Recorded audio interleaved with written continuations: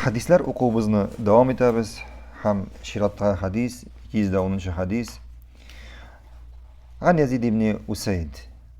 أن رسول الله صلى الله عليه وسلم قال له أحب للناس ما تحب لنفسك. Yazid ibn Zayd haber ite bir vakit Allah'ın ilçisi sallallahu aleyhi ve sellem ana ite Uzun için ni yaratasın, kişiler içinde şunu yarat. Uzun için ni yaratasın, kişiler içinde şunu yarat. Yani uzunu yaratasın iken yaxşı muamele.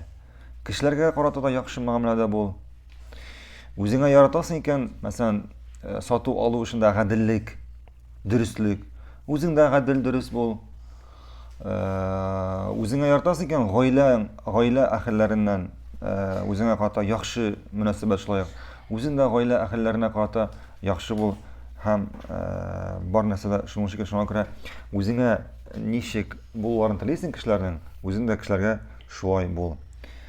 Дәвам итәбез.